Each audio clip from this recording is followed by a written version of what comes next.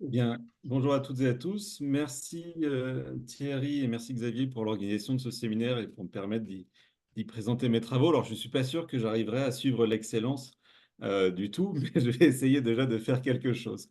Donc, je suis Robin Petit-Roulet, je suis doctorant en géographie à Paris 1 au laboratoire Prodigue et à l'IRAM. Et je travaille spécifiquement sur l'orpaillage en Guinée, ou plutôt sur le développement de l'orpaillage et les liens entre cette dynamique minière et les dynamiques agricoles au travers des mobilités minières. Donc mon travail ne porte pas spécifiquement sur la présence chinoise, mais ce que je propose aujourd'hui, c'est peut-être de lire, relire en tout cas quelques articles de presse qui ont parlé de cette présence chinoise dans l'orpaillage en Guinée, à l'aune de la transformation un peu générale de l'orpaillage. Alors je vais essayer de vous présenter, de vous passer un diapo. Je ne sais pas si vous voyez. Normalement, ça fait partie des phrases C'est générales. bon. Il faut demander si on voit dans tous les C'est bon. webinaires, c'est Oui, important. oui, c'est bon. Et est-ce que vous C'est bon. m'entendez bien aussi? Voilà. Oui. Les questions étant passées. Donc voilà, une présentation qui est centrée sur le développement de l'orpaillage, mais qui va permettre finalement de relire un petit peu quelques présences chinoises qui sont un peu par touche, comme on pourra le voir, et qui est notamment à la fois mes travaux de terrain menés entre 2021 et 2023, et aussi sur la lecture d'articles de presse, parce qu'au cours de mes travaux de terrain, je n'ai pas constaté de présence chinoise particulière, je n'ai pas travaillé sur ces sujets, mais plusieurs articles de presse ont parlé d'une présence chinoise dans l'orpaillage, notamment fin 2022, début 2023, avec plusieurs articles qui ont parlé d'affaires judiciaires dans lesquelles une cinquantaine de personnes de nationalité chinoise ont été arrêtées et condamnées pour des faits de euh, exploitation minière illégale et dégradation de l'environnement.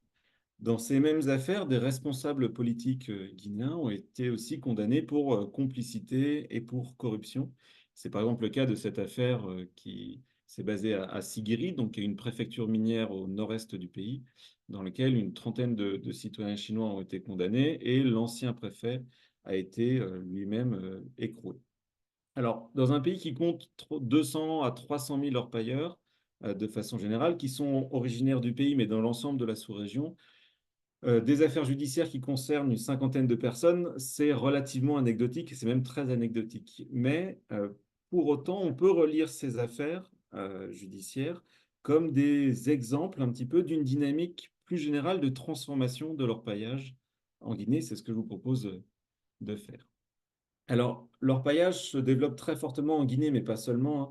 Depuis les années 2000, c'est un développement qui se passe à peu près dans tous les pays du monde où il y a de l'or et où il y a un besoin d'emploi. Et c'est lié à deux choses principalement. La première, c'est la hausse très forte du cours de l'or.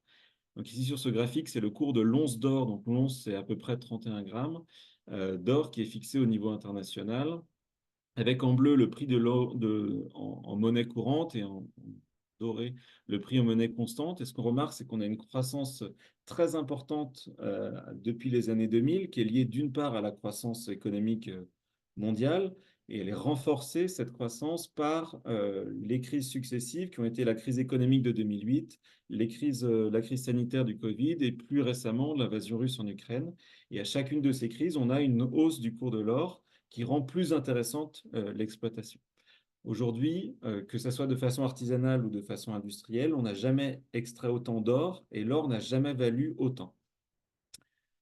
Alors l'autre facteur qui explique le boom de l'or, c'est cette croissance démographique très importante, notamment en Afrique au sud du Sahara, avec une arrivée chaque année sur le marché du travail de plus en plus de personnes qui ne trouvent pas forcément d'emploi, soit dans l'économie agricole, qui était l'économie, on va dire, encore le secteur d'emploi majoritaire, mais qui fait face à plusieurs défis, notamment des défis environnementaux, des défis aussi de croissance démographique et donc d'une restriction des surfaces disponibles par actif. Et puis, même si on a des économies qui se transforment avec une progression relativement lente quand même de l'industrie, du secteur industriel, du secteur des services, on a un manque d'emploi par rapport à la demande. Et donc, l'orpaillage représente une opportunité d'emploi et de revenus pour de nombreuses personnes. Et ces deux facteurs conjugués font qu'on a un développement massif de l'orpaillage, hein. Afrique de l'Ouest, mais plus généralement dans le monde. On a à peu près 80 pays qui sont concernés par cette activité et il est estimé que dans le monde, il y a à peu près 15 millions de personnes qui travaillent directement dans l'orpaillage. C'est à peu près un tiers des personnes qui travaillent dans les mines artisanales, avec dans certains pays une proportion importante de la population active, par exemple en Guinée, il y a à peu près entre 3, 5, voire 7%, les chiffres varient selon les estimations, de la population active qui travaille directement dans l'orpaillage. Donc l'orpaillage se place aujourd'hui comme le deuxième secteur d'emploi rural après l'agriculture. Il permettrait de vivre à peu près voilà, à peu près 5, 7% de la population de vivre directement ou indirectement de cette activité. Alors, le développement de l'orpaillage depuis les années 2000, il suit à peu près trois phases. Une première phase d'intensification de l'activité dans les zones historiques de production, en se basant sur des techniques qui étaient voilà, une continuité des techniques anciennes avec un équipement principalement manuel. Puis, dans un second temps, on a une découverte de nouveaux gisements qui est notamment liée à une petite mécanisation. Je pense en particulier à l'usage de détecteurs de métaux. Et puis une troisième phase qui était une mécanisation plus lourde avec l'utilisation de pelles mécaniques, de concasseurs, voilà, d'équipements un peu plus lourds. Et cette mécanisation s'accompagne d'une part d'une forme de fixation de l'activité. Les activités vont se passer sur le temps long sur un même site et donc de formalisation un peu plus grande de l'activité. Et alors ces trois grandes phases se retrouvent à la fois au niveau macro, puisque au début des années 2000, on a une exploitation qui s'est intensifiée dans les zones historiques de production, en particulier au nord-est de la Guinée, au Mali ou au Burkina Faso, qui sont des zones où l'or est exploité depuis au moins le Moyen Âge, donc des choses très anciennes. On a eu une intensification des pratiques anciennes. Puis, dans un deuxième temps, on a la découverte de nouveaux gisements, en particulier au Sahara ou au Sahel, des zones où l'exploitation n'était pas connue jusqu'à maintenant. Et puis une troisième phase au niveau macro avec des formes de formalisation. Les États prennent des réglementations sur leur paillage et puis on a une transformation de la mécanique. Et alors, ces trois grandes phases se passent aussi au niveau des sites, avec des premiers sites qui ont connu une intensification des pratiques anciennes, puis l'utilisation de petits matériels et aujourd'hui une utilisation de matériel beaucoup plus lourd et beaucoup plus onéreux aussi sur les mêmes sites. Donc voilà une même tendance qui se retrouve à différentes échelles. Et la Guinée est un exemple de cette dynamique d'orpaillage qu'on retrouve dans différents pays du monde, et notamment en Afrique au sud du Sahara. Il y a deux zones principales d'orpaillage en Guinée. Une zone historique au nord-est, donc autour de Sigiri. Il y a des récits qui parlent d'exploitation minière dans cette zone dès la période médiévale, et puis des nouvelles zones d'orpaillage au nord-ouest. Je dis nouvelles parce que l'or n'y a été découvert qu'en 2021, et donc on a une exploitation qui est très récente et qui correspond aux différentes phases que je vous ai schématisées tout à l'heure. Alors, quelle est la place un petit peu de l'or? La Guinée est un pays qui base principalement son exportation sur les matières premières et sur l'exportation de minerais. Pendant longtemps, il y a eu une exportation principalement de bauxite. Et depuis 2020, c'est l'or qui est la première matière exportée par le pays, qui représente 60% des exportations en 2022. Et la majorité de ces exportations sont des exportations d'or d'origine artisanale. Alors, ce qui est particulier, c'est que là, on parle des exportations et pas de la production. En fait, l'activité est très majoritairement informelle. Il est difficile d'avoir des données précises sur la production. Et il est fort probable qu'une part importante de ces exportations sont finalement des réexportations de la part des pays de la sous-région. En effet, en 2020, la Guinée a supprimé les taxes à l'exportation d'or artisanal et donc ça a permis de drainer des flux commerciaux issus du Mali, du Sénégal ou du Libéria et de la Sierra Leone. Mais ce qu'on peut retenir, c'est qu'on a voilà, une part importante de la production quand même guinéenne, une activité qui est importante pour l'économie du pays, mais aussi pour les exportations et pour comment dire, la place du pays dans la sous-région. Alors, l'activité en Guinée se transforme avec, d'une part, comme j'ai dit tout à l'heure, une intensification de pratiques anciennes. Ici, je vous ai mis deux illustrations d'un site d'orpaillage au nord-est du pays, à 100 ans d'écart, où on a quasiment les mêmes techniques qui sont utilisées. Donc, on va creuser un puits jusqu'à une dizaine de mètres, jusqu'à ce que, on arrive à la couche où il y ait le minerai de plus forte teneur qui est exploité, qui est ensuite lavé pour récupérer les particules d'or. Donc, globalement, des techniques qui ont quasiment pas changé, avec simplement l'usage de poulies ou peut-être parfois l'aide grâce à des petits compresseurs pour creuser plus facilement. Mais globalement, une même technique.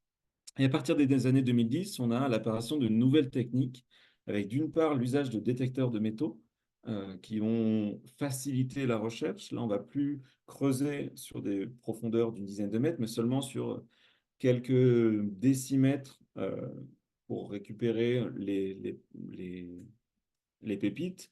Et donc, c'est un travail qui se fait pas sur la profondeur, mais sur de très, très grandes surfaces. Et en parallèle, dans les années 2010 aussi, on a l'apparition de techniques qui permettent d'exploiter beaucoup plus profondément un même site sur le temps long, sur plusieurs mois, grâce à l'usage d'étais notamment. Et ça, ce sont des techniques d'étais de puits qui sont véhiculées par les orpailleurs qui circulent dans la sous-région. Et d'ailleurs, ces puits sont localement appelés les puits burkinabés, en référence à voilà, une origine qui serait du Burkina Faso de cette technique d'étayage. Dans les années 2015, on a de nouvelles techniques qui sont apparues qui ne concernent pas la recherche d'un minerai le plus riche en or, mais qui ont comme objectif de récolter une grande quantité de minerais, qu'ils soient riches ou peu riches, qui seront ensuite traités à grandes eaux dans des équipements mécanisés de traitement. Et donc, il y a deux formes plus ou moins mécanisées, hein. Une récolte de minerais général grâce à un concassage avec l'usage de marteau-piqueur, puis plus récemment l'usage de pelles mécaniques et pelles hydrauliques pour récolter des grandes quantités de minerais de faible teneur, tout simplement de la terre, hein, euh, et qui sera ensuite traité dans des petites unités de lavage, comme vous avez sur la gauche, qui ont voilà, pour but de un peu concasser la terre et la laver à grandes eaux pour récupérer le métal qui est très lourd, et donc on a, par différence de densité, on peut récupérer les paillettes.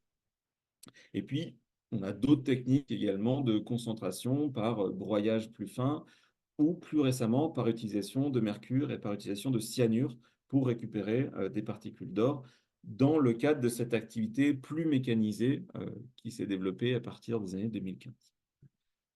Et en parallèle de cette mécanisation des activités d'orpaillage qui se fait de façon progressive, et aujourd'hui, on a l'entièreté de ces différentes techniques qui sont utilisées en même temps, et parfois même dans les mêmes villages, on a les différentes techniques. Et en parallèle de cette mécanisation de l'activité artisanale, on a le développement d'activités plus industrielles d'exploitation de l'or. Il y a deux principales mines industrielles en Guinée. L'une comment dire, est possédée par une entreprise à capitaux sud-africains et ghanéens, l'autre par des capitaux russes. Et donc, on a un développement assez fort de ces mines industrielles depuis la fin des années 90. Depuis quelques années, on a deux nouvelles petites mines industrielles qui se mettent en place, dont certaines à capitaux chinois. Alors, là, en parallèle de cette évolution, on va dire, des techniques d'extraction, on a une évolution de la réglementation autour de l'orpaillage. Euh, les codes miniers, donc le dernier code minier de 2013, prend en compte l'activité artisanale. Euh, les dispositifs, s'ils existent, sont d'une part très méconnus en premier lieu par les orpailleurs, ils sont globalement peu adaptés et donc peu appliqués. Alors, un exemple, par exemple, il est prévu dans le cadre du code minier de mettre en place des zones d'exploitation artisanale qui sont en fait des couloirs réservés à l'activité artisanale dans lesquels les orpailleurs pourraient bénéficier d'autorisations d'exploitation sur le temps court. Alors, finalement, il s'avère que la, la définition de ces zones d'exploitation artisanale n'est pas en fonction d'une présence historique d'orpailleurs, mais elles se font en fait à l'interstice des permis miniers industriels, comme on peut voir ici sur cette carte qui est un extrait du cadastre minier, euh, où les zones assurées sont ces zones d'exploitation artisanale qui sont placées entre des permis miniers industriels, donc soit des concessions qu'on voit ici en rose, soit des permis de recherche qui sont en gris. Euh, et donc, elles ne sont pas définies en fonction de la présence soit d'orpailleurs, soit en fonction de la présence avérée d'or, et donc elles sont globalement très peu utilisées. L'autre fait, c'est que ces dispositifs, même s'ils existent, sont peu protecteurs. J'en veux pour preuve cette zone d'exploitation artisanale qui était prévue donc pour une activité d'orpaillage en 2022, qui en 2023 est devenue un permis d'exploitation semi-industrielle dans lequel l'activité artisanale est interdite. Donc des dispositifs qui sont peu connus, mais aussi peu protecteurs de la part pour les orpailleurs. Et donc, dans cette situation de réglementation nationale peu adaptée, l'orpaillage est en fait structuré par une gouvernance au niveau local qui se fait principalement autour d'un acteur qui sont les tombolomas, une forme de groupe d'autodéfense au niveau des villages, qui sont nommés par les autorités coutumières envers lesquelles eux-mêmes sont redevables, euh, et notamment les conseils de sages ou les lignages fondateurs des villages. Les tombolomas sont en charge de l'administration des sites, donc ils définissent l'ouverture du site, ils procèdent aux sacrifices pour apaiser les esprits, pour autoriser l'exploitation du site. Ils ont aussi des fonctions de police et de justice sur les sites, donc une forme de contrôle des orpailleurs, contrôle contre lequel ils bénéficient de taxes qui vont prélever sur la production. Les tombolomas sont comment dire, associés à deux groupes. D'une part, des donceaux, les chasseurs traditionnels, qui ont vraiment un rôle de police sur le site, sous la direction des tombolomas. Et puis un groupe qui est appelé Croix-Rouge. Alors, ce n'est pas la Croix-Rouge officielle, hein, mais qui est appelé Croix-Rouge en fonction de son rôle de secours sur les sites. Ils ont un rôle de sécurité des puits, donc déjà de définir les zones autorisées ou non, et puis aussi de secours des mineurs dans le cas des puits qui s'effondrent, avec comme objectif d'aller sortir au plus vite possible les personnes des puits. Alors cette organisation se traduit par une forme de gestion centralisée de taxes par les tombolmas qui vont prélever des taxes sur la production, taxes qui sont en partie redistribuées aux autorités coutumières et donc au village.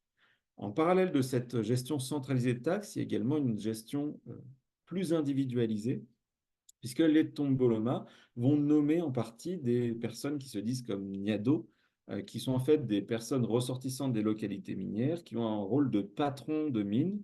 Ils vont participer au financement de l'activité, notamment ils vont financer les orpailleurs durant la période improductive, le temps qu'ils creusent le puits jusqu'à atteindre le minerai. Et en contrepartie de ce financement au départ, ils vont bénéficier de taxes qu'ils vont pouvoir gérer pour eux-mêmes. Les tombolomas comment dire, partagent aussi à discrétion hein, une part de leurs recettes auprès des propriétaires fonciers des terrains miniers, s'il y en a, et auprès des autorités publiques, donc que ce soit les services déconcentrés des ministères, soit les collectivités locales auprès desquelles ils vont distribuer une partie des taxes collectées.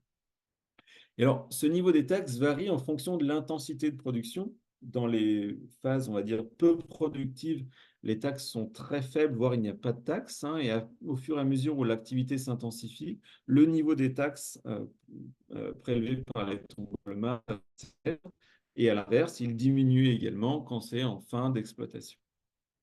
Et dans cette évolution des taxes, finalement, les orpailleurs qui sont des travailleurs mobiles vont négocier à la fois au niveau de chaque site et également en se déplaçant entre sites.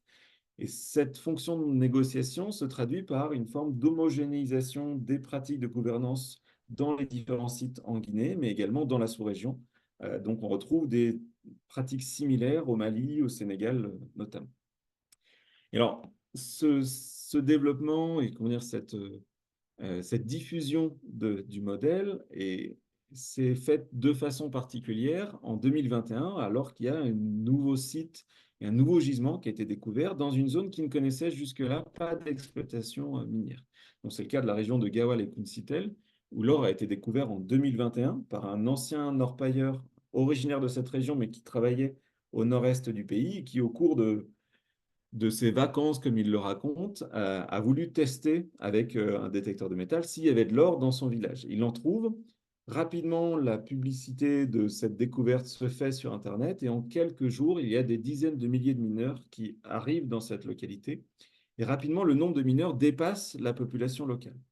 En réponse, les autorités administratives et militaires décident très rapidement de la fermeture des sites et dépêchent sur place plusieurs compagnies de forces de défense et de sécurité, donc un mélange de policiers, gendarmes et militaires, qui ont pour but d'interdire l'activité.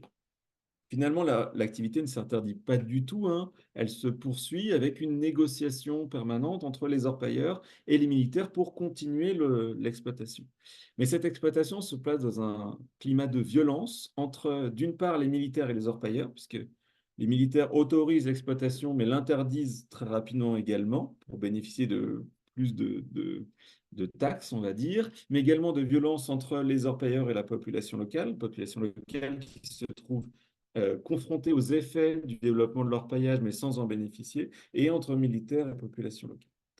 Fin 2021, la situation change puisque la gouvernance des mines est transférée aux autorités locales et les militaires sont euh, enlevés de ce pouvoir de gestion. Alors, ils continuent à être présents, mais ils ne sont plus directement actifs. Et donc, il y a un contrôle civil des mines qui est transféré aux collectivités locales. Et ces collectivités locales prennent attache avec des orpailleurs issus des régions historiques de production pour mettre en place des tombolomas et recréer le même système de gouvernance qu'on pouvait trouver au nord-est du pays. Et cette création de tomboloma, donc d'une structure externe qui est chargée de l'administration des sites tout autant que collecteur de taxes, est une demande aussi des orpailleurs puisqu'elle permet de sécuriser leur activité. Alors, fin 2022, le conseil communal est dissous puisque accusé de favoriser l'exploitation minière qui serait illégale et de bénéficier de taxes, mais l'exploitation minière continue et les tombomas existent toujours. Alors, deux illustrations de cette, on va dire, découverte très récente. En 2019, voici un petit peu le bourg que représentait cette ville. Donc, c'est un bourg de voilà, quelques centaines d'habitants qui finalement a un carrefour routier sans importance particulière. Et voici en 2023 l'évolution ce qui est devenu une ville. Tous les points bleus ou violets sont des tentes dans lesquelles vivent les orpailleurs ou toutes les personnes qui gravitent autour de l'exploitation. Donc des commerçants, des restaurateurs, des coiffeurs, un ensemble de services qui va bénéficier au développement de l'activité minière. Alors, quel est l'intérêt pour les orpailleurs d'accepter les tombolomas qui ont un rôle à la fois de sécurisation, mais que ceux-ci prélèvent des taxes? D'une part, c'est que les tombolomas ont une réputation d'agir avec violence, et d'autre part, c'est parce que les tombolomas se placent à l'interface entre les orpailleurs et la population locale. Ils permettent à ce que la population bénéficie de l'activité minière et donc l'accepte. Ils se placent également en l'interface entre les orpailleurs et les esprits qui sont considérés comme propriétaires de l'or, et enfin entre les orpailleurs et les risques qui se placent à eux, notamment les risques de violence, de vol sur les sites, mais également les risques sécuritaires liés aux éboulements. Et alors, depuis les années 2010, on a une forme de remise en question du pouvoir des tombolomas dans certaines localités. Et par exemple, remise en question par des propriétaires fonciers qui ont cherché à se substituer euh, aux tombolomas dans la gestion et la gouvernance des mines. Donc, ils ont eux-mêmes décidé d'exploiter, enfin, de faire exploiter leur domaine foncier en décidant tous les points que décidaient les tombolomas, donc les dates d'ouverture du site, les modes d'exploitation, le niveau des taxes. Et donc, finalement, ce remplacement, cette substitution des propriétaires fonciers se traduit par une forme d'individualisation de la rente qui se passe dans certains villages. C'est principalement le cas dans les villages auxquels il y a eu des dissension au niveau des groupes de tomboloma et donc un affaiblissement de leur pouvoir relatif et des propriétaires fonciers qui ont cherché à se substituer à leur pouvoir centralisé. Donc ça se traduit par une individualisation de la rente et un renforcement de l'enjeu foncier et donc du marquage du foncier pour pouvoir individualiser cette rente. Donc là, les deux images que vous avez en dessous, ce sont deux mangraies différentes dans lesquelles le propriétaire foncier a décidé d'organiser l'exploitation minière selon des formats différents. À gauche, il a autorisé seulement une exploitation par puits avec une préservation, on va dire, somme toute relative des manguiers. Et sur la droite, le propriétaire de la mangrée a décidé d'exploiter l'entièreté de sa mangrée, et donc on n'a plus aucun arbre sur la plantation. Et alors, la deuxième facteur d'évolution de la gouvernance, c'est le développement de l'activité minière industrielle qui n'a pas été prévu dans l'organisation des Tomboloma et pour laquelle les Tomboloma n'ont pas su s'adapter face à de nouveaux pouvoirs qui ont cherché à prendre part à la gouvernance minière, mais surtout à prendre part à la captation de la rente, qui sont d'une part les acteurs locaux, les collectivités locales, en premier lieu les mairies, qui ont cherché à mettre des taxes sur l'activité sous sa forme mécanisée, et d'autre part les directions préfectorales des mines, de l'environnement, des impôts, qui ont mis en place des amendes régulières qui se retrouvent finalement être une forme de levée de taxes régulière sur l'activité mécanisée. Donc aujourd'hui, l'activité non mécanisée est taxée par les tomboles-mains, l'activité mécanisée est taxée à la fois par les services déconcentrés et à la fois par les collectivités locales. Donc si on tire le fil un peu plus loin et qu'on s'intéresse aussi aux formes industrielles de l'exploitation de l'or, on voit qu'il y a deux modèles majeurs. Un modèle, on va dire, plus industrialisé où la taxation est principalement centralisée au niveau de l'État, avec une forme de redistribution au niveau des collectivités locales. Et puis les formes les moins mécanisées, avec une taxation en premier lieu par les institutions coutumières et une forme de redistribution aux collectivités locales, aux services déconcentrés. Alors, l'État central n'est pas totalement absent de cette taxation des activités manuelles, puisqu'il est en capacité de taxer les exportations. Bon, le choix a été fait en Guinée de ne pas taxer ces exportations, mais il pourrait le faire.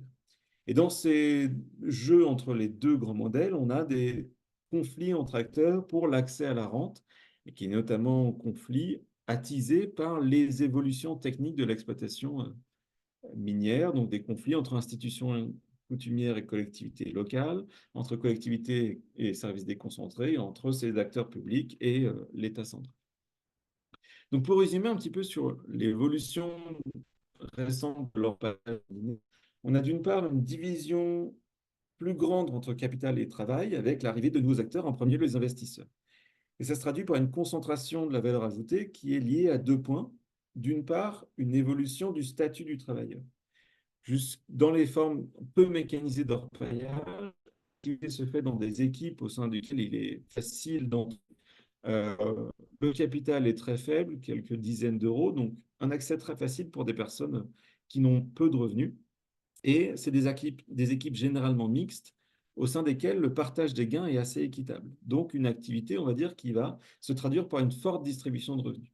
À l'inverse, dans les formes mécanisées d'orpaillage, on a une forme d'exclusion de l'emploi déjà, puisque tout le monde ne peut pas accéder à un emploi, notamment, par exemple, très peu de personnes savent diriger une pelle hydraulique, très peu de personnes sont en capacité de travailler dans l'activité avec un marteau-piqueur, qui est une activité excessivement fatigante, et notamment les femmes, par exemple, sont exclues de ces emplois mécanisés, pas forcément pour des raisons physiques, mais surtout pour des raisons sociales. Et la deuxième raison de concentration de la valeur ajoutée, c'est qu'on a une prime aux propriétaires de capital avec une forme de captation de la valeur ajoutée par les investisseurs. Et la deuxième évolution qui est liée à cette mécanisation de l'activité, c'est une transformation de la gouvernance avec un renforcement du rôle de l'État central et un double travail de délocalisation de la taxation. Auparavant, elle était comment dire, concentrée au niveau des autorités coutumières, donc au niveau des villages. Là, elle est décentralisée, notamment avec un rôle plus fort de l'État central, et puis une individualisation de la taxation avec le rôle plus fort des propriétaires fonciers. Alors, comment lire un peu dans cette situation générale les indices de la présence chinoise en Guinée? Alors, la présence est assez, assez discrète dans l'extraction. Il y a une mine principale industrielle qui est menée avec des capitaux chinois. Donc, c'est la Guinea Gold Exploration qui s'est développée très récemment. Hein. Son installation, c'est 2019 et elle est un peu plus importante en 2023. Son ampleur reste assez faible par rapport aux grandes mines industrielles d'or et surtout par rapport aux mines industrielles de bauxite et de fer dans lesquelles la présence chinoise est très marquée en Guinée. Et je vous invite à lire les travaux de Simon Menet sur cette présence dans les mines industrielles de bauxite et de fer. Quelques indices de présence sont aussi sur les formes, on va dire, semi-industrielles d'orpaillage, d'une part avec l'utilisation de barges qui vont chercher à récolter l'or dans les sédiments qui sont posés au fond des fleuves. C'est quelque chose qui est noté dans quelques cas en Guinée, mais également au Mali ou au Sénégal. On a des fleuves qui sont transfrontaliers, donc avec la présence de barges chinoises. Il y a eu quelques cas, mais quand je parle de quelques cas, c'est vraiment peut-être une dizaine à peu près de petites mines semi-industrielles avec utilisation de pelles mécaniques, par exemple, et des entreprises chinoises impliquées. Mais globalement, on va dire une présence chinoise qui est assez discrète dans l'extraction. Dans l'extraction, c'est voilà, quelques dizaines, peut-être centaines de cas, mais plutôt de l'ordre de la dizaine. La présence chinoise est par contre beaucoup plus marquée, mais ça, c'est pas le cas seulement dans l'orpaillage, dans les équipements, de nombreux équipements voilà, d'orpaillage semi-mécanisé, les compresseurs, les générateurs électriques, les mini-concasseurs, ou plutôt ateliers de laverie, sont des importations chinoises qui ont favorisé, puisqu'elles sont à moindre coût, le développement de l'activité minière artisanale.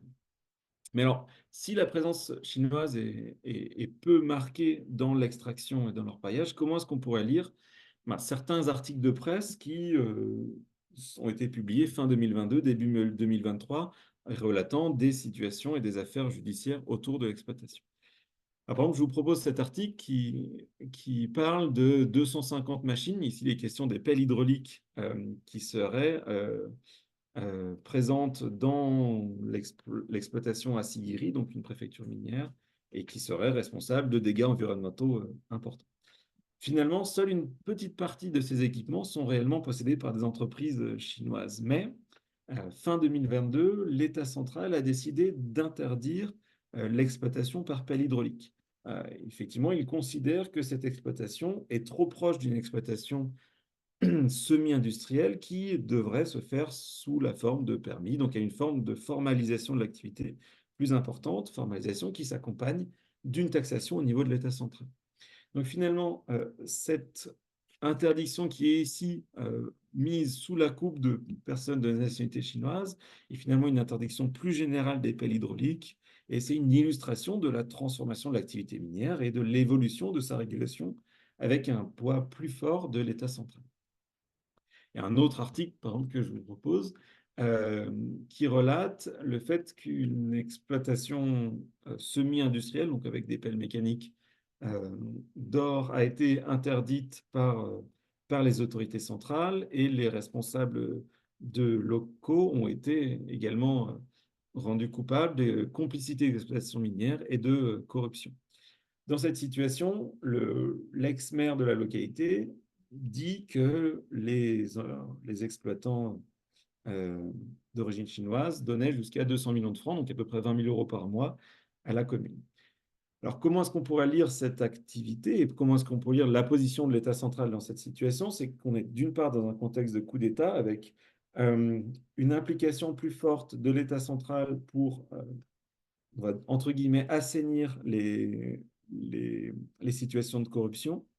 Et d'autre part, on est dans cette évolution de la gouvernance liée à la mécanisation de l'activité, avec un rôle plus fort de l'État central, et puis des conflits d'acteurs entre, d'une part, les autorités coutumières, les autorités locales publiques, notamment là, c'est le cas de la mairie, et les autorités centrales sur l'accès à cette rente minière qui est assez importante. 20 000 euros par mois, c'est un volume financier très, très important pour des communes rurales en Guinée. Alors, la situation de la Guinée n'est pas du tout, comment dire, pas du tout singulière. Elle se retrouve dans de nombreux pays, hein, que ce soit au Ghana, au Mali, au Sénégal, en Côte d'Ivoire. On a des articles de presse qui vont relater la présence chinoise et qui vont plus globalement parler du développement de l'orpaillage et sa transformation. Les conditions qui ont fait le développement de l'orpaillage sont toujours présentes aujourd'hui en Guinée, mais plus largement en Afrique de l'Ouest. Donc, une forte croissance démographique et une demande d'emploi, une présence de gisements dont une partie n'est toujours pas encore exploitée, et des cours de l'or très hauts. Aujourd'hui, l'orpaillage est la réponse privilégiée à la pauvreté rurale, puisqu'elle permet de distribuer des revenus à une part importante de la population qui ne trouverait pas ailleurs que dans cette activité une autre source de revenus. Donc, elle a un rôle majeur aujourd'hui dans l'économie de ces pays, mais ce rôle est remis en question, d'une part par la mécanisation, qui se traduit donc par une moindre accès à l'emploi, une moindre distribution de richesses, mécanisation qui peut aller dans certains cas jusqu'à une forme d'industrialisation et à des investissements étrangers qui vont encore diminuer cette distribution de richesses au niveau local. Et puis l'autre point, c'est qu'on a une compétition entre acteurs pour l'accès à la rente qui se traduit finalement par un manque de régulation, puisque tous les acteurs ont intérêt à ce que l'activité perdure pour pouvoir capter un maximum de rente. Manque de régulation qui pose évidemment la question de l'après-mine et des possibilités d'emploi et de génération de revenus après la fin et l'épuisement des ressources minières. Et je vous remercie. C'est nous qui vous remercions pour cet exposé qui est très synthétique, surtout pour des gens qui abordent très indirectement le problème de l'orpaillage. Vous nous avez, de façon tout à fait remarquable, permis de faire un survol. Quand vous dites que vous n'êtes pas spécialiste des questions relatives à la Chine, disons que la façon de vous l'abordez est tout à fait complémentaire de ce qui précède. Et j'ai, comme je disais, c'est une approche qui est tout à fait synthétique et qui m'a posé indirectement des petites questions, hein. Je n'ai pas pu ne pas penser à la ruée vers l'ouest, telle qu'on la voit dans les westerns, cinéma ou romans américains, où fondamentalement le sentiment que l'on peut avoir est que les choses n'ont pas tellement évolué entre cette époque et aujourd'hui. À savoir que vous avez une masse de pauvres qui se précipitent vers des lieux où il y aurait possibilité de récolter un petit peu d'or. Donc il y a un phénomène sociologique qui caractérise cette activité qui me semble assez absent, ou du moins beaucoup moins important que dans les autres activités minières.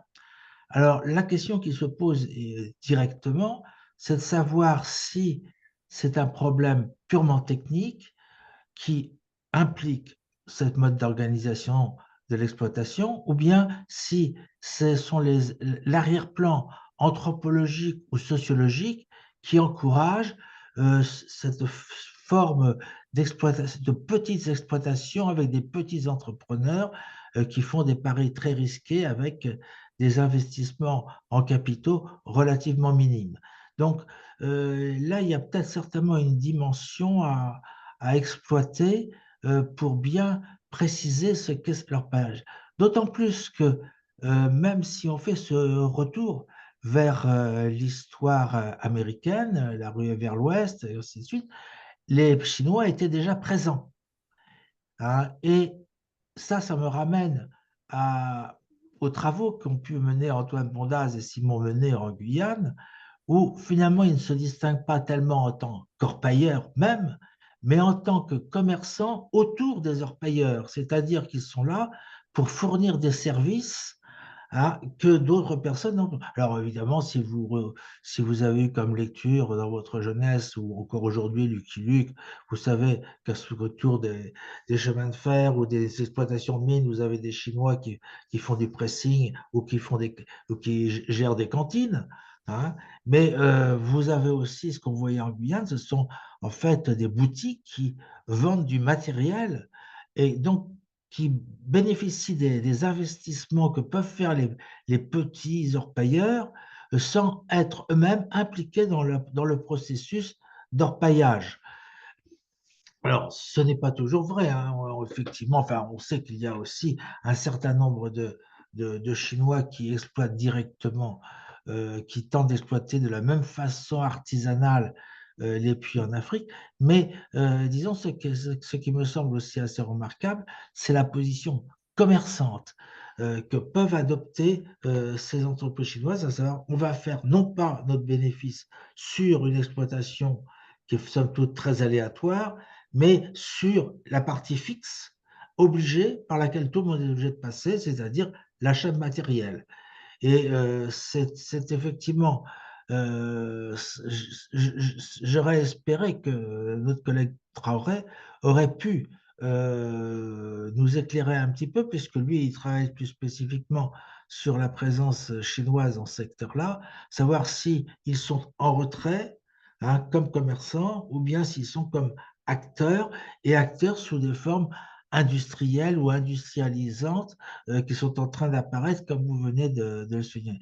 Donc finalement, ce problème de l'orpaillage, si je veux résumer cette question très longue, très vaste, et que je suis en train de soulever, soulève un problème qui est beaucoup plus un problème social qu'un problème développemental. Ce n'est pas tellement, quand on parle de l'exploitation d'une mine de cuivre, ou de lithium, les implications économiques derrière sont immédiates. Tandis que là, on a beaucoup l'impression qu'il s'agit d'une société qui est mobilisée par ça, et que les objectifs, même si c'est de l'enrichissement personnel, sembleraient, dirons-nous, faire appel à des ressorts un petit peu différents. Je ne sais pas si c'est la vision de quelqu'un qui voit les choses de très loin de l'extérieur, ou bien si ça reproduit un petit peu quelque chose enfin, c'est en tout cas ce que moi, la façon dont je réagis à votre propos.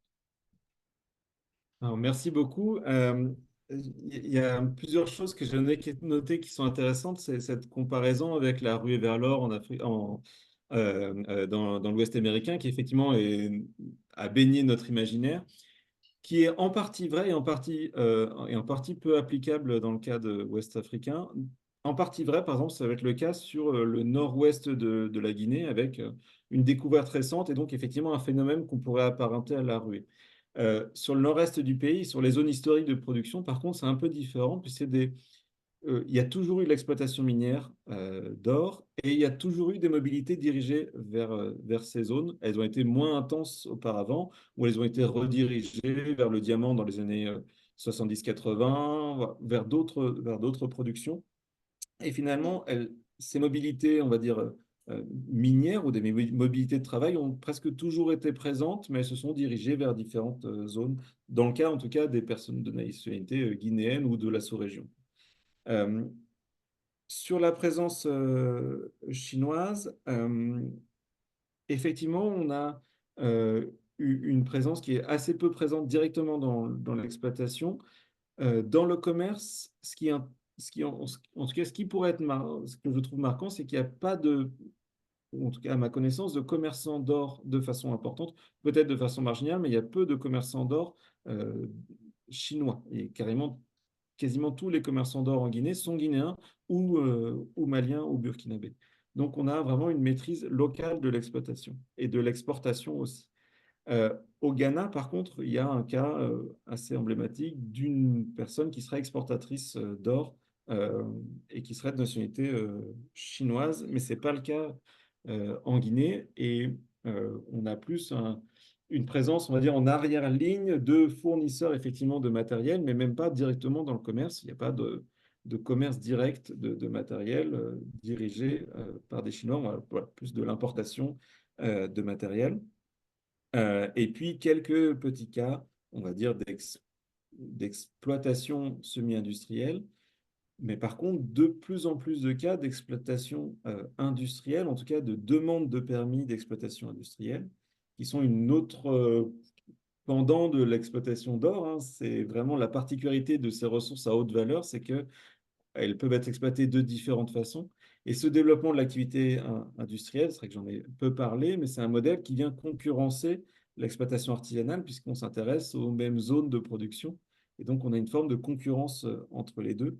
Mais là, on retrouve les formes classiques, on va dire, de développement mini-industriel qu'on peut trouver sur le fer, le cuivre ou autre, avec des accords euh, entre des entreprises internationales et l'État central pour la mise en place de mines. Avant de passer la parole à Xavier, je voudrais signaler que Emmanuel écoutez, j'arrive pas à lire, Santa Romana vient de signaler que le travail d'Antoine Bondaz et de Simon Menet sur l'orpaillage en Guyane a donné lieu à un enregistrement, enfin un exposé a donné lieu à un enregistrement qui est accessible sur YouTube. Hein, il en donne la référence. Et pour avoir écouté l'exposé, ça vaut effectivement le coup d'aller l'entendre. Hein. Donc là, vous avez la référence là maintenant. Xavier, c'est à vous. Oui, merci. Bon, merci Robin. C'est vrai que c'était synthétique et très clair. J'ai plusieurs petites questions, bon, notamment sur la partie chinoise, comme tu peux l'imaginer. Alors, j'avais vu qu'au Ghana, l'État ghanéen avait tout simplement expulsé 4500 Chinois qui étaient orpailleurs. Est-ce que, à une échelle bien moindre, évidemment, mais est-ce qu'on aurait eu également ça en Guinée, éventuellement? Ensuite, est-ce que les tombes à Lomas, on les retrouve également justement au Ghana ou au Mali, un petit peu au Sénégal, pourquoi pas ailleurs aussi? Est-ce que c'est un système un petit peu classique finalement de la structuration de leur paillage? Je vais vite hein, pour les questions. Alors, après, tout simplement des choses un peu plus macro, mais est-ce qu'on a des chiffres qui évoquent la participation de l'or, de leur paillage au PIB guinéen, pour voir un petit peu ce que ça représente. Tu parlais de 5 à 7 de la population. Est-ce qu'on a à peu près le même, du même tonneau en fait au niveau économique au PIB? Et après, j'avais la même question effectivement que Thierry. Donc, sur les réseaux de revendeurs chinois, éventuellement à Conakry ou ailleurs, dans des villes secondaires guinéennes, qui importeraient les équipements, le matériel finalement, et qui après vendraient premièrement les équipements aux orpailleurs et ensuite assureraient une forme de service après-vente de leurs machines et matériel, etc., en termes de pièces détachées en particulier. Mais apparemment, enfin, tu disais que ce n'était pas le cas, mais voilà, on peut peut-être creuser un peu la question, à Conakry en tout cas en particulier. Et une autre question rapide. Donc, bon, la bauxite est sans commune mesure plus sinisée, si on peut appeler ça comme ça. En tout cas, on a une présence massive d'entreprises chinoises ou à capitaux chinois. Est-ce que on aurait une forme d'essaimage un petit peu des travailleurs de la bauxite, enfin, travailleurs chinois de la bauxite, dans l'or ou pas du tout enfin, je ne sais pas si tu as travaillé la question, mais est-ce qu'on a une forme de diffusion un peu spatiale comme ça des Chinois de la bauxite dans l'or ou dans d'autres minerais et métaux éventuellement en Guinée? Bon, voilà quelques petites questions. Merci. Merci beaucoup. Alors effectivement, oui, au Ghana, il y a eu une expulsion importante qui est notamment aussi liée à l'utilisation de pelles mécaniques avec des pelles mécaniques qui ont été bloquées. Une partie de ces...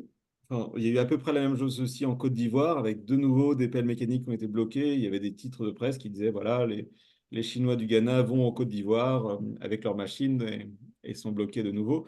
En Guinée, comment dire, les expulsions de personnalités chinoises sont beaucoup plus faibles. On est peut-être dans l'ordre, si on globalise tout, de la centaine de personnes. Voilà, fin 2022, il y a eu 50 personnes à peu près, une fois 30, une fois 17. Donc voilà, on est dans l'ordre de la centaine, donc ce n'est pas du tout le même ampleur.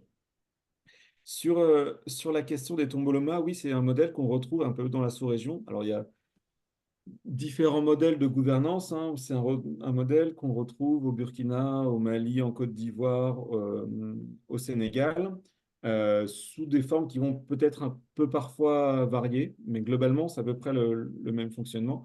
Il y a deux grands autres modèles. Un modèle qui, on va dire, ce pas des tombolomas dirigés par les autorités coutumières, mais qui sont plus un comptoir d'achat et d'exportation d'or qui va avoir ce rôle d'administration des sites, et puis un troisième modèle qui est plus une gouvernance par une forme de groupe d'orpailleurs qui vont même diriger l'activité. Mais en Guinée, en tout cas, il n'y a que le modèle Tomboloma, et les autres formes se retrouvent peut-être plus au Burkina. Et après, il y a des formes sur lesquelles on a peu d'informations qui sont notamment dans les zones sous situation de conflit ou sous présence rebelle très forte, au Nord Mali ou au Burkina, où là, personnellement, j'ai pas d'infos sur ce qui s'y passe, quoi.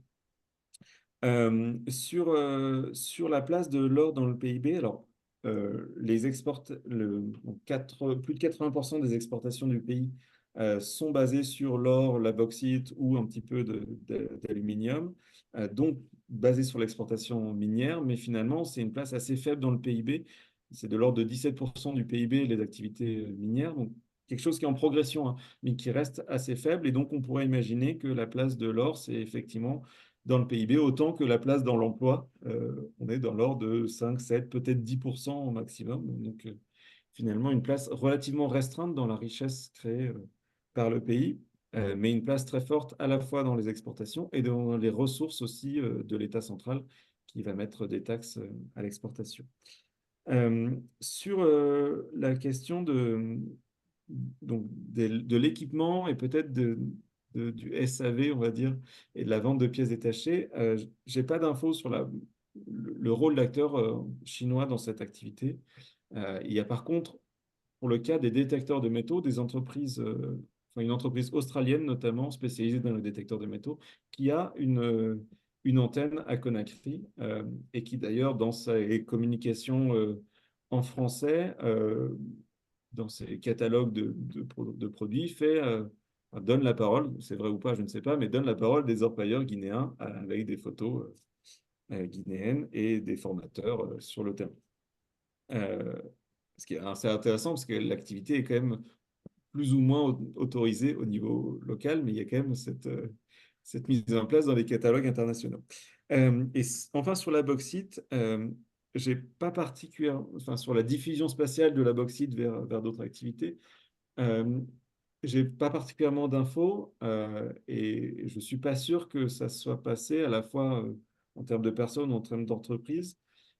Par contre, il y a quelque chose qui reste encore un champ de recherche à creuser pour la suite, c'est le développement, l'usage assez important des pelles mécaniques en Guinée pour l'exploitation de l'or, euh, et notamment les travailleurs et les conducteurs de ces pelles se pose la question, est-ce que c'est parce qu'on a une exploitation importante de bauxite et donc des cursus de formation liés à l'usage d'équipements lourds de TP qu'on a aussi ce développement un peu massif en Guinée?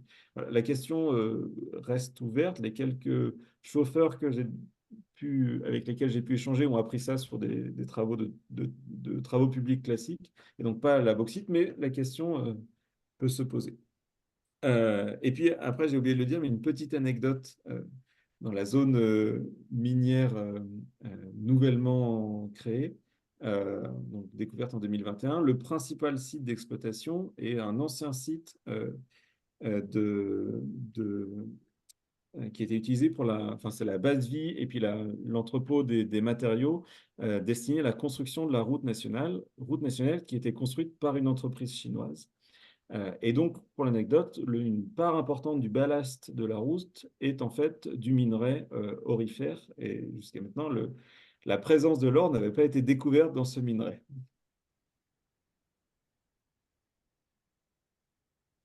Je ne vous invite pas à creuser la route. Non. Bon, peut-être mieux pas, mais qui souhaite s'exprimer? Oui, Moi, écoutez, allez-y, j'aurais une allez-y. question si j'ai. Ouais.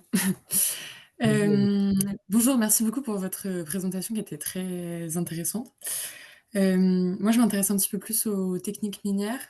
Donc, je suis historienne, je travaille sur l'Indochine et sur les techniques minières françaises en Indochine.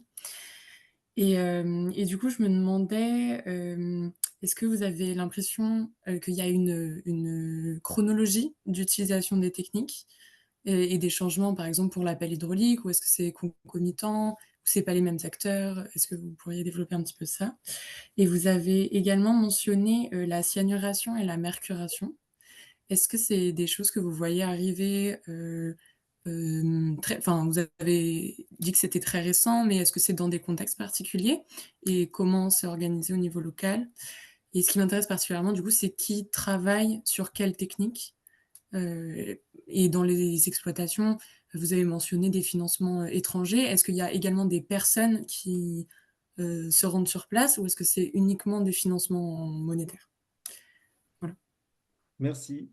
Alors effectivement, il y a une évolution des techniques assez chronologique en Guinée, hein. Donc, intensification des techniques anciennes jusque dans les années 2010. À partir de 2010, les premières utilisations de détecteurs de métaux. Alors, en 2012, je crois, il y a eu une rupture de stock au niveau mondial des détecteurs de métaux, alors qui n'est pas liée à la Guinée, mais qui est plus généralement alors au Sahel et dans la bande guinéenne ou voire même au Sahara.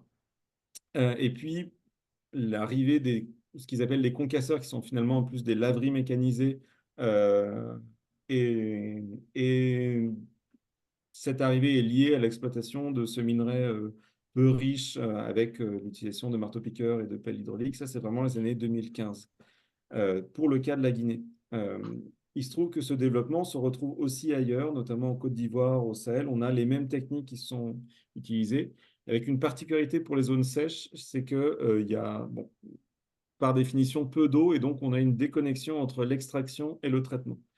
Et des traitements à grandes eaux, comme on peut avoir en Guinée, ne peuvent pas se faire dans les zones sahariennes parce qu'on a un manque d'eau évident, et donc on a une déconnexion entre les deux activités qui, en Guinée, se font aux mêmes endroits.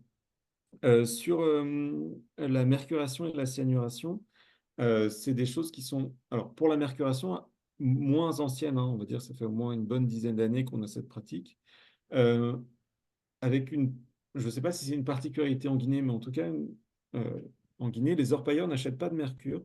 Le mercure est utilisé seulement par les commerçants d'or, donc les petits collecteurs d'or qui vont l'utiliser et ne le facturent pas aux orpailleurs. La cyanuration, par contre, c'est beaucoup plus récent, c'est quelques années, hein, c'est moins de 5 ans en tout cas en Guinée. Et cette arrivée est notamment liée à des expertises plus anciennes, qui sont des expertises notamment de personnes du Burkina Faso, qui ont apporté cette activité en Guinée. Et le fait qu'elle soit assez récente et qu'elle porte bon, des effets sur l'environnement peut-être plus directement visibles, elle est assez critiquée même au niveau local. Alors aujourd'hui, ça ne veut pas dire que c'est seulement des Burkinabés qui font la cyanuration, il y a beaucoup de Guinéens qui en font aussi, euh, mais de façon un peu plus cachée. Et il y a une grande diffusion des techniques au niveau de la sous-région avec, on va dire, un pôle pour l'Afrique de l'Ouest, un pôle moteur qui est le Burkina Faso, où il y a les techniques de cyannuration qui sont développées en premier lieu.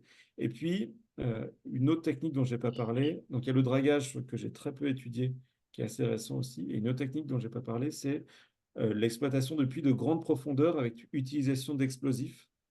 Et ça aussi, des personnes qui sont plus professionnelles, reconnues comme professionnelles du Burkina Faso ou du Ghana. Et alors, pour vos recherches, si ça peut vous intéresser, il y a eu de l'exploitation, ou en tout cas des essais d'industrialisation pendant la période coloniale, en Guinée notamment, en Côte d'Ivoire, se sont révélés très peu productifs, mais il y a eu des essais, notamment l'utilisation de drague. Voilà. D'accord, merci beaucoup. Oui, la parole est à qui souhaite poser une question. Muriel, je suis persuadé que vous avez des remarques à faire. Ah, Euh, disons que je vous allez un peux. peu plus loin que eux, je pense quand même. Non, j'ai l'orpaillage dans les deux pays que je connais un peu le mieux, enfin, ça se fait dans les deux Congos, bien sûr, mais particulièrement dans le Congo-Brazzaville, où là, je ne pense pas, j'ai pas beaucoup étudié ce secteur, mais je ne pense pas qu'il soit du tout réglementé euh, comme vient de l'expliquer, euh, j'ai oublié son nom, excusez-moi, Robin, et où on en est vraiment au stade très, très basique. Voilà. Et puis sinon, sur la RDC dans l'Est, je pense qu'il y avait eu une présentation un peu de la situation, peut-être pas de l'orpaillage en particulier, mais d'autres sur les interventions, notamment des entreprises chinoises et de l'artisanat, euh, à votre, euh, à votre séminaire. Oui, mais disons qu'en fait, justement, c'est pour ça, tout à l'heure, je faisais cette remarque, entre le secteur de l'orpaillage reste encore très marqué par les petits intervenants, alors que les autres sont depuis beaucoup plus longtemps plutôt marqués par l'industrialisation des interventions. Et c'est pour ça que j'essayais tout à l'heure de déplacer la problématique d'une approche purement économique vers une approche plus anthropologique, en me disant, est-ce que cette question-là ne doit pas être abordée dans le cadre d'abord d'une approche anthropologique, sociologique, ou même éventuellement, je dirais presque spirituelle. Effectivement, il y a, en tout cas sur l'or, par exemple, il y a tout un mythe autour, effectivement, d'une richesse, de la ruée vers l'or, mythe qui est partagé pas seulement dans le monde occidental, où on peut avoir cette image de la ruée vers l'or en Amérique du Nord, mais dans le cas de la Guinée, par exemple, le mythe existe en parallèle d'une vraie connaissance de l'exploitation minière et d'une vraie connaissance par les orpailleurs ou les candidats à l'orpaillage du niveau de richesse qu'ils pourront avoir. Beaucoup savent que même s'ils partent avec l'espoir de gagner beaucoup, beaucoup savent dès le début qu'ils ne vont pas gagner beaucoup, mais qu'ils vont gagner plus que ce qu'ils auraient gagné, en tout cas s'ils étaient restés au village. Il y a énormément de personnes qui partent dans l'or. Souvent, les personnes ne passent pas leur vie dans l'orpaillage, mais ils vont passer quelques mois, quelques années avec parfois un objectif très fixe, et notamment un objectif pour les personnes qui sont en situation d'endettement, je recouvre ma dette et je rentre, et je ne reste pas au village. Et je pense que peut-être ce qui pouvait être une forme de ruée dans les années 2000, avec effectivement des cas de consommation ostentatoire et de recherche de richesse rapide, se transforme avec l'importance de l'activité et sa vie sur le temps relativement long, hein, une vingtaine d'années, avec une forme de stabilisation. On va chercher une richesse qu'on va investir ailleurs parce que l'activité est très dure, mais on ne va pas forcément chercher le coup de poker parce qu'on sait qu'il est très difficile à avoir. Donc il y a un peu une évolution de ce mythe qui se déconstruit progressivement. Et juste tout à l'heure, j'ai oublié de répondre à la question sur les investissements et sur l'origine. Effectivement, il y a des investisseurs. Alors, la majorité des investisseurs sont des investisseurs nationaux, voire même locaux, et en partie des anciens orpailleurs qui ont pu acquérir une forme de richesse et ont continué à investir dans l'activité minière. Alors, on a avant une position plus d'investisseurs, donc moins impliqués directement. Il y a quelques investisseurs étrangers de nationalité chinoise, mais aussi indienne. Ça reste assez faible et c'est notamment dans l'utilisation de pelles mécaniques. Et quelques donc, acteurs directement qui s'impliquent, donc quelques entreprises chinoises qui s'impliquent dans l'activité, quelques entreprises indiennes et surtout dans l'usage des pelles mécaniques et- et y compris dans la conduite de pelles mécaniques, mais c'est vraiment quelques-uns seulement. Puisque vous parlez de là, la pratique de l'esclavage pour dette et l'emploi dans des mines d'or est quelque chose, est un classique, dont je me souviens.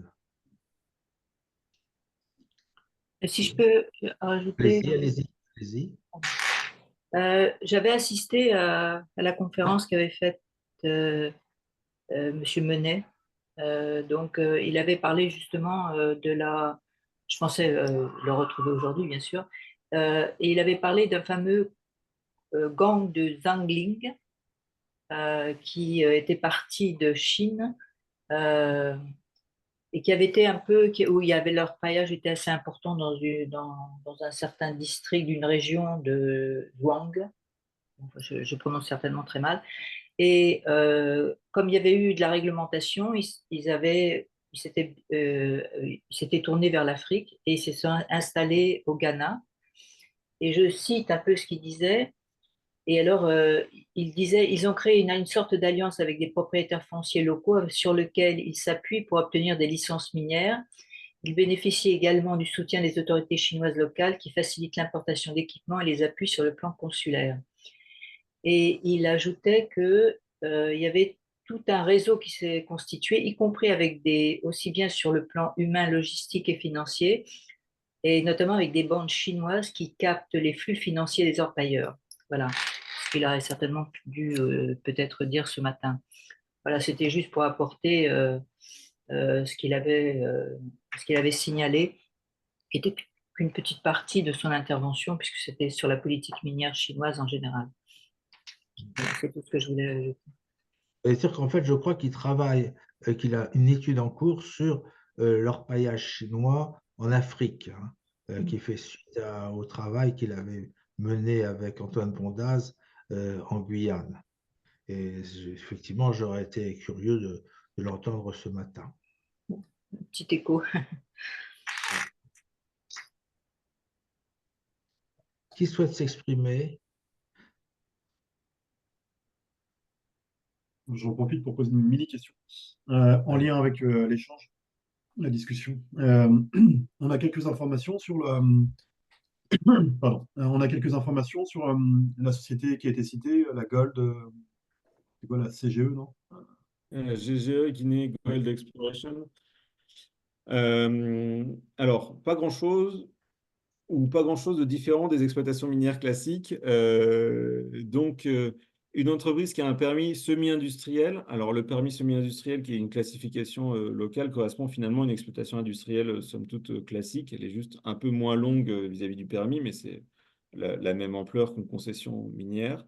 Et puis, les mêmes effets de conflictualité locale sur le partage des ressources, sur les zones exploitées ou pas, sur l'emploi local. Donc rien de très particulier finalement euh, qu'une entreprise minière industrielle classique et avec des conflits qui sont relativement récurrents et qui reviennent quand on a une extension de la mine sur de nouvelles zones avec des populations locales qui se sentent, en tout cas qui réclament une part de compensation, considérant, en tout cas dans le cas de la Guinée, qu'il y a une alliance entre l'État central et les entreprises minières bénéficiant de permis, et que cette alliance est au détriment des populations locales et des autorités locales qui ne bénéficient pas de, on va dire, d'une retombée économique. Dans les faits, il y a quand même des retombées qui sont faites avec des politiques de RSE, avec aussi une forme de taxation locale encadrée par l'État et une taxation nationale qui devrait redescendre avec une redescente qui ne se fait pas toujours ou pas toujours très bien. Mais normalement, il est prévu dans les textes que cette redescente se fasse, quoi. Donc voilà, des choses sont toutes très classiques sur la GGE. Oui, j'ajouterais une chose parce que je pense que c'était aussi un élément de la question de Xavier, savoir si c'était une grosse ou une petite entreprise.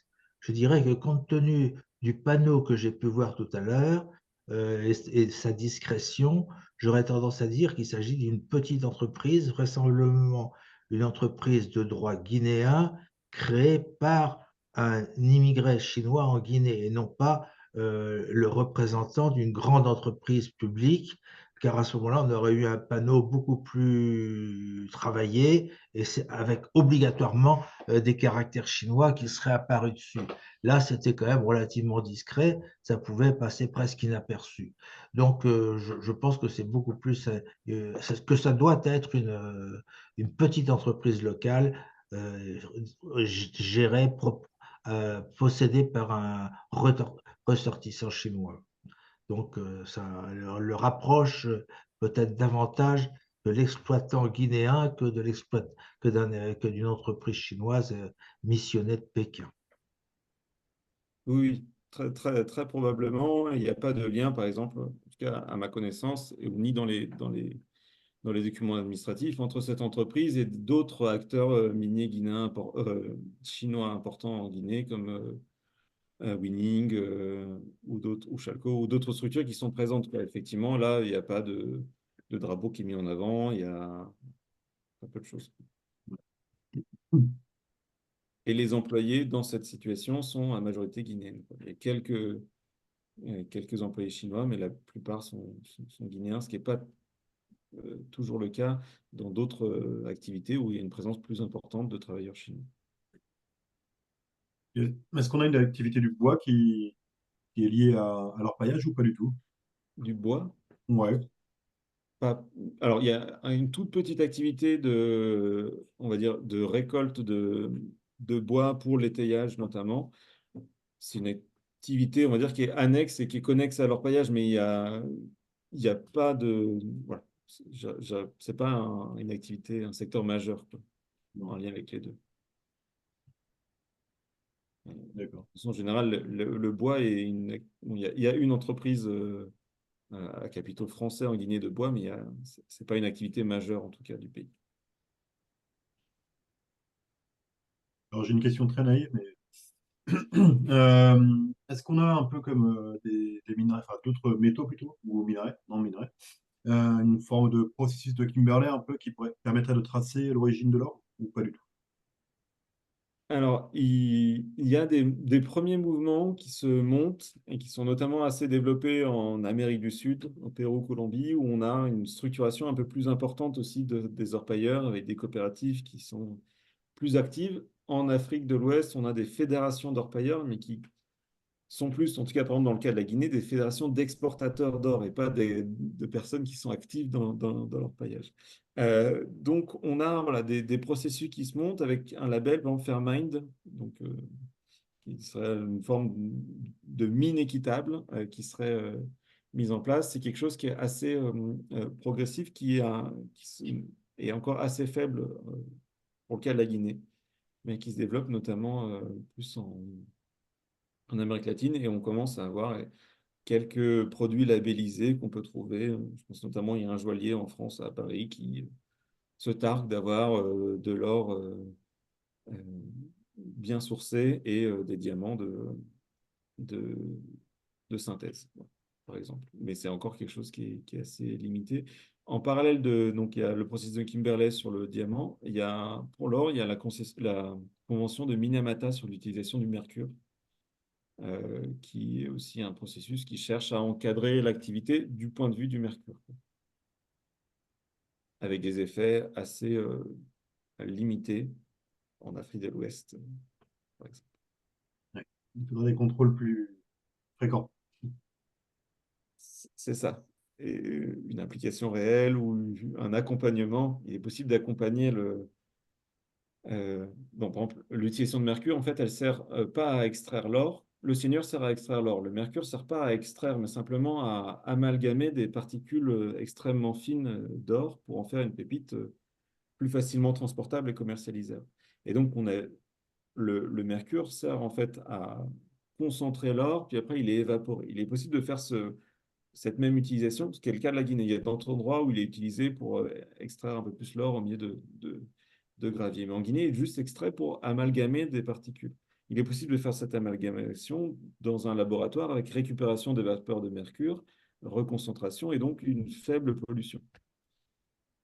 Voilà, techniquement, ce n'est pas impossible du tout, c'est ce que font les miniers industriels, quoi. Force est de constater que ce n'est pas mis en œuvre, mais ça serait possible. Oui. Un certain nombre de personnes ne se sont pas exprimées. Ne souhaiteraient-elles pas s'exprimer? Ben, non, non. Apparemment, non. Ben, écoutez, je dois constater une certaine carence de questions. Généralement, j'ai davantage de questions, mais là, j'avoue que je suis assez sec sur ce sujet-là. Et ce que je vais vous proposer à ce moment-là, ben, finalement, c'est qu'on lève la séance aujourd'hui. On la lèvera relativement plus tôt que d'habitude, hein. Mais c'était néanmoins une séance assez riche, malheureusement appauvrie par l'absence d'un certain nombre de participants, mais dont on peut retrouver les travaux par ailleurs, ce qui pourra compléter ce qui vient d'être dit. En tout cas, je vous remercie beaucoup, Robin, parce que votre introduction était tout à fait pertinente, bien construite, et une forme de synthèse qui était parfaitement la bienvenue. Finalement, vous nous avez coupé l'herbe sous les pieds en répondant par avance aux questions qu'on pouvait vous poser. Donc, nous vous remercions et vous êtes toujours le bienvenu. À bientôt. Merci beaucoup et merci pour l'organisation du séminaire et m'avoir convié, puis pour vos questions aussi. Ah, voilà, Emmanuel Santa Romana se manifeste, mais il n'a pas ouvert son micro. Le micro est fermé. Micro fermé, ouvrez votre micro. Votre micro. J'ai bien compris. Non, je Voilà. dis merci, je n'ai pas de questions, mais je remercie en fait pour l'exposé, c'était intéressant. Ouais. Merci beaucoup. Ouais. Merci beaucoup. Bien, bah alors au revoir à tout le monde Bonne journée. et bonne journée et j'espère à bientôt pour tous. Ouais. Merci Ouais. Robin. Bonne journée. Merci, Merci. bonne journée. Merci. Au revoir. Merci.